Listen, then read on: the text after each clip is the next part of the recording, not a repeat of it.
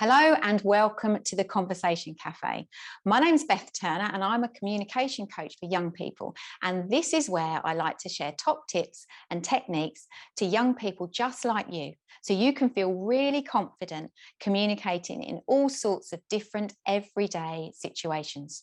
And this video is all about handling awkward silences. So many young people worry about what will happen if they're having a conversation and suddenly there's a silence. What if they run out of things to talk about? What to do if there is a gap in the conversation? So I'm going to show you how to handle an awkward silence. But before I do that, I just need you to know silence is absolutely nothing for you to worry about. It's a completely natural part of everyday conversations. It's not a reflection on you. It doesn't mean that if there is a silence partway through a conversation, doesn't mean that you're a bad communicator. It doesn't mean that you're boring. It doesn't mean that the person you're speaking to isn't enjoying themselves. There are lots of reasons that silences happen in conversations. I just want to make sure that you know that they're nothing to worry about, but equally you know what to do when one happens. So let's talk about that. It's really simple.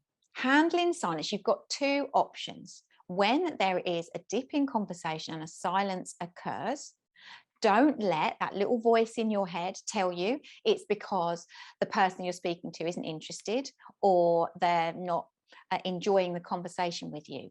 Just ask yourself to do two things. Just sit in the silence for a second. Just relax. All it means is the person you're talking to is thinking rather than speaking. So just relax. So the first thing to do in silence, breathe. Just sit in it for a second. And then all I want you to do is decide what you want to do next. You've got two options. After that silence, do you want to carry on the conversation or do you want to bring the conversation to a close? Now, if you're enjoying the conversation, then you might feel like you want to carry it on, in which case, all you're going to do is you're going to ask an open question and that conversation will start all over again in a new direction. But if that silence makes you feel uncomfortable and you think to yourself, I'm not really enjoying this conversation, I don't really want to be in it anymore, that's okay. You have got the power to continue conversations for as long as you want them to exist and to leave conversations as soon as you don't enjoy them. So when you're sitting in that silence, just for a second, ask yourself, what do I want to do? Do I want to continue the conversation, carry it on, or do I want to end the conversation? And if you want to carry it on, then the best thing you can do is just ask an open question. Now, an open question is really simply a question that cannot be answered with a yes or a no. So if I say to my children when they get in from school, if I say, did you have a good day at school? They will be likely to say yes or no, and that's the end of the conversation. If when they come home from school, I say to them, what was the best part of your day today? They can't answer that with a yes or a no. They've got to think. And we then start having a conversation about whatever their response is. In the same respect, when you want to start a conversation again after an awkward silence, then just think of an open question, something that the person that you're with cannot reply with a yes or a no. So you might say to the person, so what plans have you got for this weekend? Or you could say to them, how are you feeling about going on that residential trip next week? Or you could say to them, what did you think about the homework that we just got set by our science teacher? Anything that requires a response. So an open question is the best way to restart the conversation after a silence. Alternatively, if actually you just want to leave the conversation, then don't be afraid to do that. Step into your power to make that conversation end.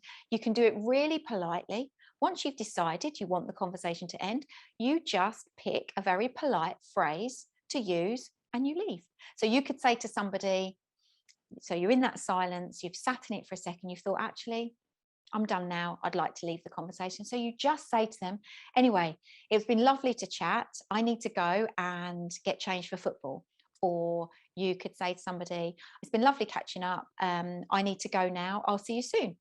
Or you could say to somebody, right, well, I better be off because I promised I'd meet my friends in the sports hall for badminton. Whatever it is, you just make a statement that says, I'm going now. And as long as you deliver that politely, that conversation will end.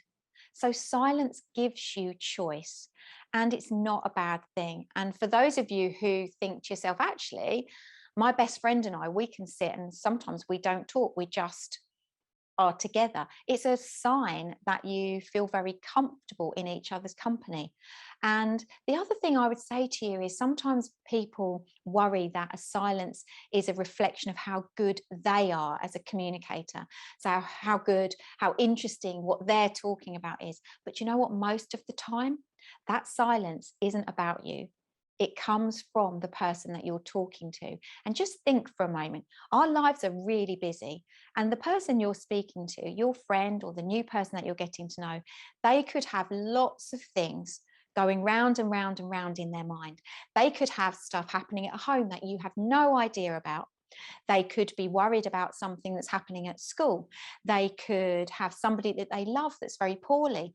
And even in the middle of a conversation with you, that worry could pop into their mind and distract them. And you see that distraction as them stopping talking. Actually, in their world, they're just thinking about that thing that's popped into their mind. And have you ever been in a conversation with someone when you've said, are you okay? Oh, sorry, I was miles away. They were miles away being distracted by another thought. So don't always judge the silence as a reflection of you. Respect the fact that the person you're talking to might have other stuff going on in their lives that's popped into their mind, and just be respectful and give them time. Give them time when you restart the conversation to either continue chatting to you or you bring the conversation to an end and move on and go about your day. So silence is absolutely nothing to worry about. But when you experience one, know that it's natural. Just take a second, breathe, relax, and just sit in the silence for a second. It shows real confidence when you can be comfortable with silence. So, and then just ask yourself, do I want to carry the conversation on, or do I want to leave this conversation? Once you've decided, then either restart the conversation with an open question or make a statement and very politely bring that conversation to an end. Handling awkward silences is as easy as that. I hope that you found this video useful. If so, please tell somebody else that it exists and like and subscribe below. If not, let me know why in the comments below, and I will do everything I can to help you. So thank you for joining me in the Conversation Cafe. I will see you back here very soon.